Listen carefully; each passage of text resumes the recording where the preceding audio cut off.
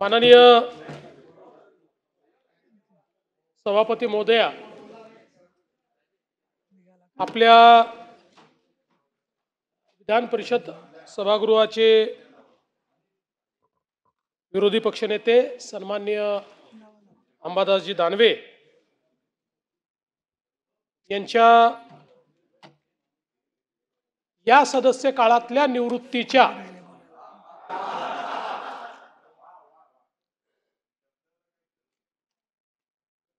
एक क्षणभर मुख्यमंत्री महोदय, हो. सन्माननीय सदस्यांना कल्पना आहे की या सभागृहाचे विरोधी पक्षनेते श्री अंबादास एकनाथराव दानवे यांचा सदस्यत्वाचा कालावधी दिनांक 29 ऑगस्ट 2025 रोजी समाप्त होणार आहे. या सन्माननीय सदस्यांना निरोप देण्यासंबंधीची बाब आता घेण्यात येत आहे. माननीय मुख्यमंत्री बोला. त्यामुळे ही आपल्या विधान परिषदेत एक चांगली प्रथा आहे की आपले जे निवृत्त होणारे सदस्य असतात त्यांचा निरोप समारंभ आपण करतो. याचं कारण हे जे सभागृह आहे हे नियमित चालणारं सभागृह आहे, कधीच डिझॉल्व्ह होत नाही. आणि म्हणून ही एक चांगली प्रथा या ठिकाणी आहे आणि त्या प्रथेला अनुसरूनच अंबादासजी एकनाथराव दानवे हे 29 ऑगस्टला विधान परिषदेतून निवृत्त होत आहेत.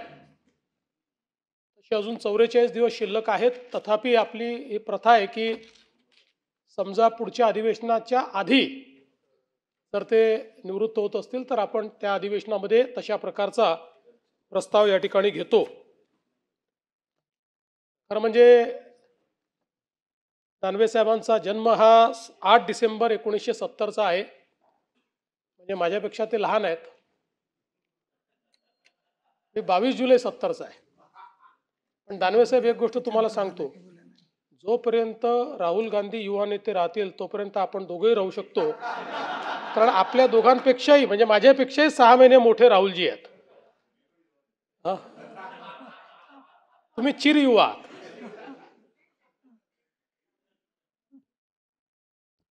ते माझ्यापेक्षा 6 महिन्यांनी लहान आहेत पण माझ्यापेक्षा मोठे कलाकार आहेत. ते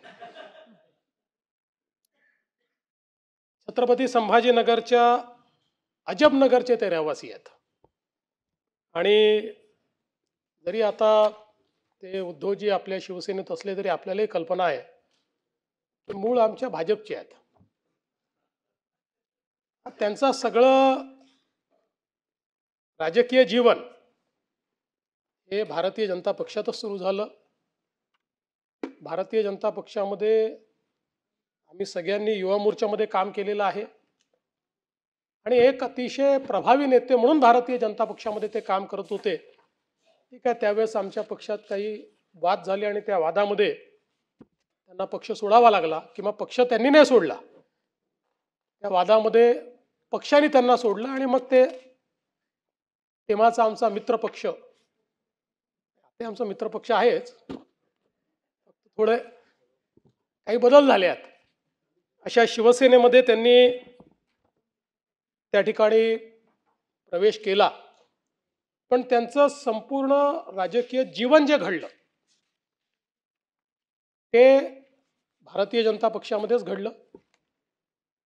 आणि अर्थातच त्यानंतर शिवसेनेत गेल्यानंतर मग शिवसेनेमध्ये वेगवेगळ्या पदांवर त्यांनी काम केलं. खरं म्हणजे मूळ पत्रकारितेचा त्यांनी अभ्यास केला आणि जनसंवाद आणि वृत्तपत्र विद्यात त्यांनी MA केलं.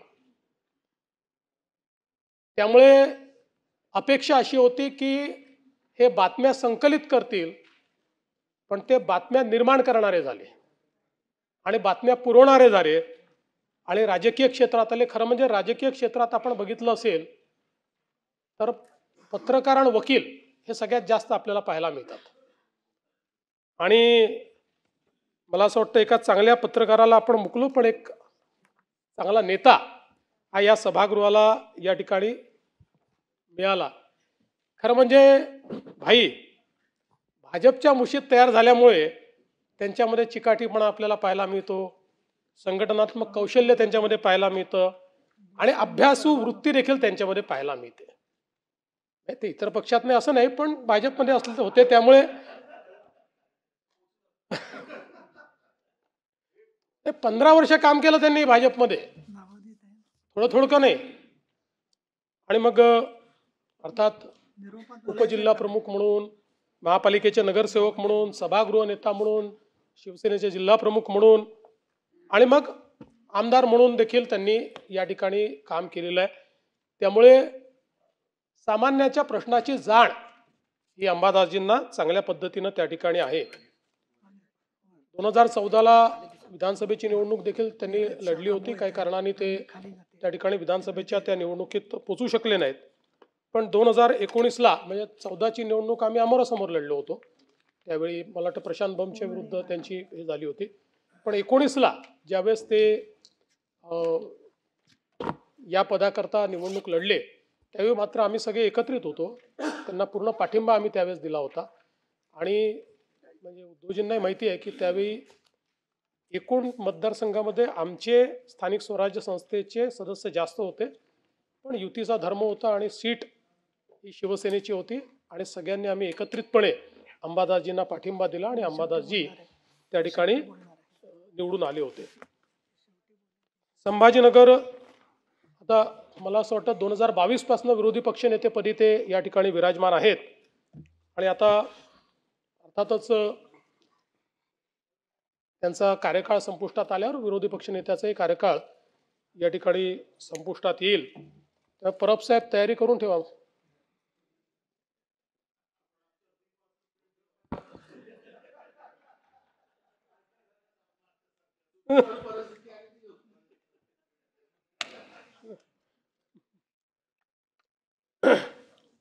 संभाजीनगर जिल्हा बँकेत संचालक, मातृभूमी प्रतिष्ठान, अखिल भारतीय वारकरी महामंडळ, जिल्हा हँडबॉल संघटना, जिल्हा योग संघटना, स्वामी समर्थ प्रतिष्ठान अशा अनेक संस्थांशी त्यांचा अतिशय निकटचा संबंध आला आहे. सगळ्यात महत्त्वाचं योगशास्त्रात त्यांनी MA केलं आहे आणि योग क्रियांमध्ये ते अतिशय निपुण आहेत. मागच्या काळामध्ये जेव्हा आपण योग दिनाच्या निमित्ताने विधानसभेच्या आवारामध्ये अध्यक्षांनी योग दिन आयोजित केला होता, त्यावेळी जेवढे योग ट्रेनरनी केले तेवढेच योग त्यांनी देखील करून दाखवले. आम्ही बाकी सगळे चाचपडत होतो, पण त्यांनी अतिशय चांगल्या पद्धतीनं त्या ठिकाणी, आणि नुसतं हे योग नाही वेगवेगळे योग देखील ते जुळवून आणतात. संजय केणेकर आहेत का सभागृहात? आमच्या संजय केणेकरांचा प्रेमविवाहही त्यांनी जुळवून आणलेला आहे.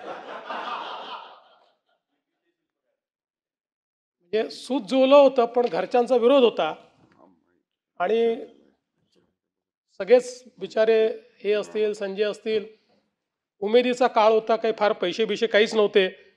त्यामुळे मग अंबादासजींनीच एका गाडीची व्यवस्था केली, डिझेलची व्यवस्था केली आणि एक भाजी विमोचं अधिवेशन चालू होतं. कोणाची मदत मिळते का सगळ्यांनी बघितलं, थोडी बहुत मदत मिळाली. मग ठरवलं की थोडक्यात निपटवायचं आहे. त्यामुळे अंबादासजींनी परभणी जिल्ह्यातल्या पिंपरी देशमुख गावातील जैन मंदिरात नेऊन केणेकरांचं लग्न लावून दिलं होतं. त्यामुळे वेगवेगळे योग जुळवणं हे देखील मला असं वाटतं त्यातही त्यांचा हातखंडा आहे. खरं म्हणजे अंबादासजींची ओळख ही संभाजीनगरमध्ये हिंदुत्वाची कडवट भूमिका घेणारा कार्यकर्ता अशा प्रकारची नेहमी राहिली आहे. विशेषतः आता तर आपण धार्मिक स्थळावरचे भोंगे काढले, पण त्याच्या विरुद्ध प्रचंड आंदोलन हे अंबादासजींनी केलं. सातत्याने त्याची निवेदनं त्या काळामध्ये ते देत होते. आता मला माहिती नाही की सध्याच्या परिस्थितीत अशी निवेदनं ते देऊ शकतात का,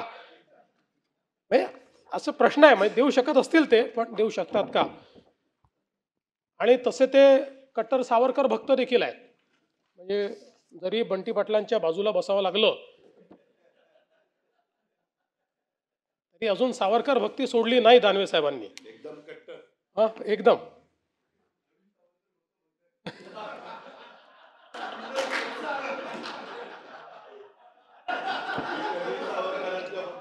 नाही, असं नाही आहे. नाही ते ज्या, पण नाही असं नाही आहे. ते ज्या पक्षात, ते ऐका हो अजितदादा, ते ज्या पक्षातून आले ना त्या पक्षाचे जे सर्वेसर्वा तेव्हा होते शरद पवार साहेब, सावरकरांच्या स्मारकाला जागा पवार साहेबांनी दिली. त्याच्यामुळे त्यांचा सावरकरांना कधीच विरोध नव्हता पवार साहेबांचा. किंबहुना त्याच्या उद्घाटनाच्या कार्यक्रमालाही पवार साहेब होते आणि पवार साहेबांनी त्यावेळेस सावरकरांबद्दल काय तेव्हा पवार साहेब काँग्रेसमध्ये होते.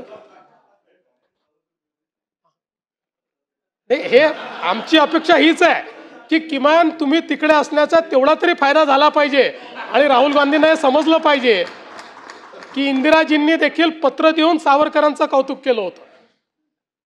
पण आपला आजचा मुद्दा नाही येतो. मी हे किती सावरकर भक्त आहे आणि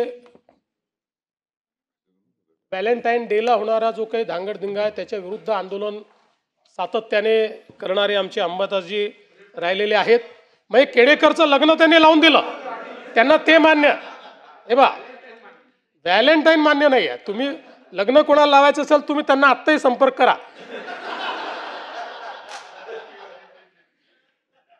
त्या व्हॅलेंटाईन डेच्या विरुद्ध 3 दिवस जेलमध्ये राहिले ते त्याचा विरोध करत असताना. पण एक गोष्ट आहे की एका ST ड्रायव्हरचा मुलगा हा आपल्या कर्तृत्वाने एवढा मोठा झाला हे देखील मला असं वाटतं अतिशय अभिमानास्पद आहे.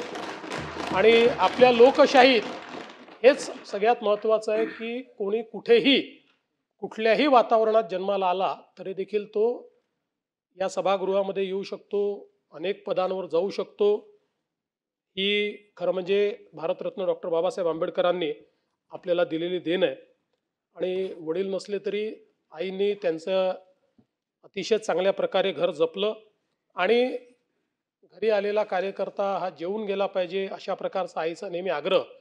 त्यामुळे अतिशय लोकाभिमुखता आणि एक आपुलकी ही त्यांच्या घराला सातत्याने लाभली. खरं म्हणजे भाजपमध्ये असताना अख्खं शहर ते स्कूटरवरनं फिरायचे, पण ती स्कूटर नेमकी कुठनं आली होती हे तुम्ही त्यांना खासगीत विचारा, ते मला इथे सांगता येत नाही.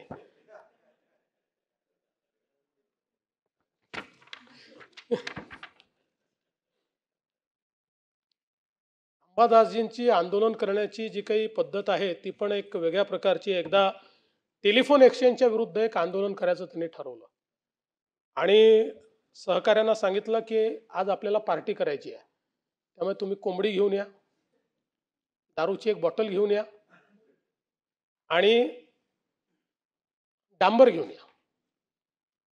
आणि मग ते कार्यकर्त्यांनी विचारलं की दारूची बॉटल कशा करता? म्हणाले घेऊन या, आपल्याला पार्टी करायची आहे. म्हणाले पित नाही तर म्हणाले जो पितो त्याच्याकरता आपण घेऊन चाललो आहे. असं करून टेलिफोन एक्सचेंजमध्ये गेले. पहिले त्या अधिकाऱ्याच्या तोंडाला डांबर फासलं आणि मग त्याला दारूची बॉटल आणि कोंबडी भेट दिली आणि त्या ठिकाणी फोटो काढला.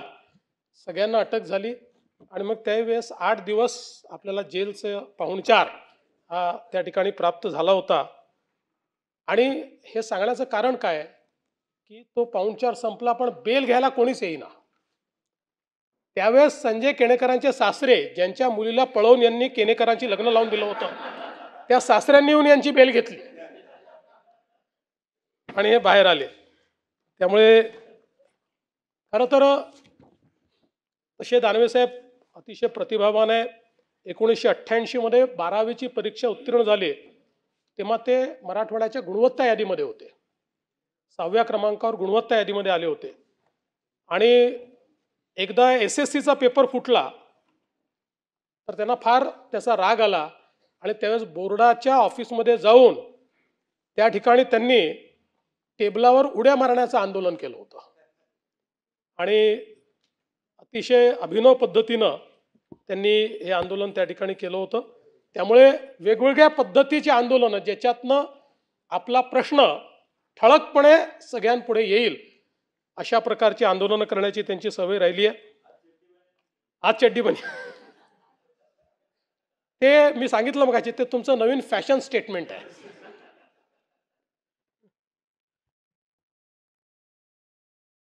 वंदे मातरम करता थोडी नाही 31 आंदोलनं ही त्या ठिकाणी अंबादासजींनी केली. आणि संभाजीनगरच्या नामांतराकरता देखील त्यांनी अनेक आंदोलनं केलं. मला आनंद आहे की आमच्या शिंदे साहेबांच्या नेतृत्वात आमचं सरकार आल्यानंतर छत्रपती संभाजीनगर हे नामकरण आम्ही केलं नाही उद्धवजी, नाही नाही नाही नाही एक एक असं नाही, एक मिनिट हं. नाही नाही सांगतो, नाही नाही नाही एक मिनिट दोन्ही एक बाजूला मिनिट एक जागा मिनिट साक्षीदाराचा ताप अरे सांगतो, मला मुख्यमंत्री बोलू द्या. जे जे खरं आहे ते सांगतो की उद्धवजी तुमचं, नाही नाही तुमच्याकडचं ज्यावेळेस बहुमत संपलं आणि बहुमत दाखवा असं पत्र ज्यावेळेस तुम्हाला राज्यपालांनी दिलं, त्यानंतर तुम्ही जी कॅबिनेट घेतली, हा त्यावेळी जी तुम्ही मंत्री, ती ती ती बैठकही इल्लीगल होती. अशा प्रकारे राज्यपालांनी आपल्याला पत्र दिल्यानंतर बहुमत नसताना अशी बैठक घेता येते. चला तरी तथापि तुम्ही म्हणजे असं तुम्ही वाईट वाटून घेऊ नका, पण याला उशिरा आलेलं शहाणपण म्हणतात. त्यामुळे जाता जाता तुम्ही, पण त्यानंतर ज्यावेळी पूर्ण बहुमत आम्ही सिद्ध केलं, ते बहुमत सिद्ध करून छत्रपती संभाजीनगरचा प्रस्ताव आम्ही मंजूर केला आणि तो केंद्र सरकारने देखील मंजूर केला. पण पुन्हा मी याच्यावर येतो की यातलं महत्त्वाचं आहे की याकरता आपण अनेक आंदोलनं केली, हे महत्त्वाचं आहे. म्हणजे सगळ्यांचं जे कॉन्ट्रीब्युशन आहे, खरं म्हणजे तर यात सर्वात मोठं कॉन्ट्रीब्युशन हे हिंदू हृदय सम्राट शिवसेना प्रमुख बाळासाहेब ठाकरेंचं आहे. कारण त्या संभाजीनगरच्या पहिल्या सभेमध्ये महापौर निवडून आल्यानंतर त्यांनी त्यावेळी घोषित केलं होतं की आजपासून याला संभाजीनगर हे नाव देण्यात येत आहे. त्यामुळे त्यांचं कॉन्ट्रीब्युशन आहे. त्यामुळे मला असं वाटतं की निश्चितपणे आपण एक महत्त्वाचं काम या ठिकाणी या संदर्भात केलं आहे. तुम्ही समाजशास्त्रामध्ये MA ची 3री पदवी घेतलेली आहे, म्हणजे 2री योगामध्ये, 3री समाजशास्त्रामध्ये. पण विधी शाखेचे मात्र 2च वर्ष तुम्ही पूर्ण केले. 3रं केलं असतं तर तुम्ही देखील वकिलांच्या रांगेमध्ये बसू शकला असतात.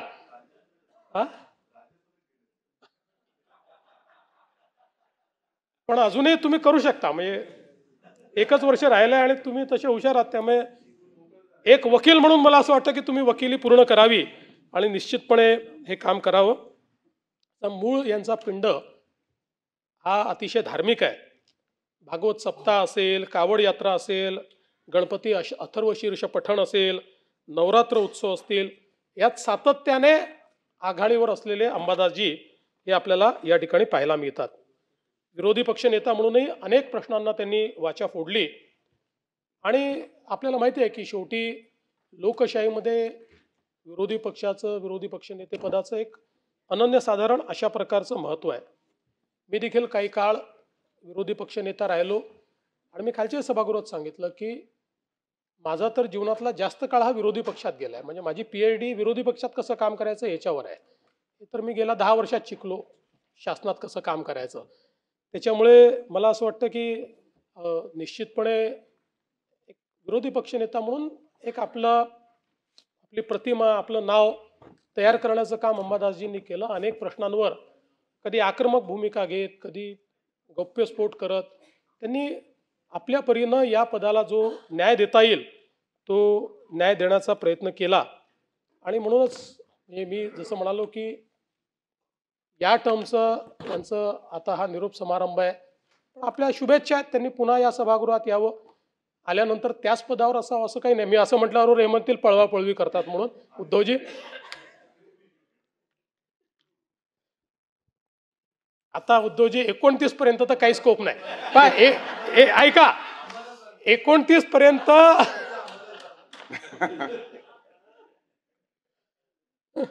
आम्हाला तिकडे याचा स्कोप उरला नाही. 29 तुम्हाला इकडे याचा स्कोप आता विचार करता येईल. म्हणजे त्याचा विचार आपण वेगळ्या पद्धतीने करू. पण आम्हाला तिकडे जायचा स्कोप हा काही या ठिकाणी उरलेला नाही. पण मला असं वाटतं की मी अंबादासजी कुठे असले तरी त्यांचा मूळ आत्मा हिंदुत्ववादी.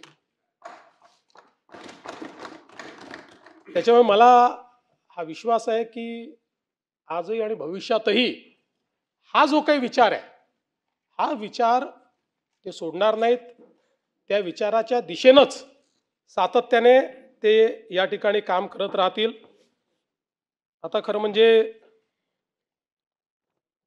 पुढचे विरोधी पक्षनेते कोण असा प्रश्न देखील निर्माण होईल. आता तुम्ही सोडवाल तो प्रश्न. म्हणजे तुम्ही जे सांगाल ते आम्ही करू, काही अडचण नाही आहे.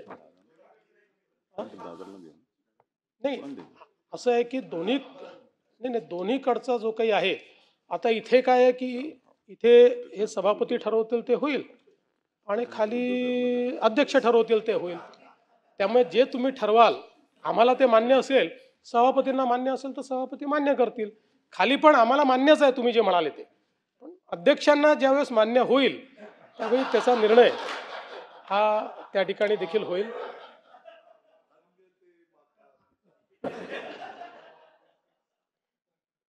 नाही, शेवटी अध्यक्ष आणि सभापती वरच्या स्थानावर बसले आहेत, आपण सगळे त्यांच्यापेक्षा खाली बसलेलो आहोत. त्यामुळे त्यांचा निर्णय अंतिम असतो आणि तो आपल्या सगळ्यांना मान्यच करावा लागतो. आणि लोकशाहीचा संकेत आहे, मुख्यमंत्री किती मोठा असला तरी अध्यक्षांनी किंवा सभापतींनी सांगितलं तर ते ऐकावंच आपल्याला लागतं.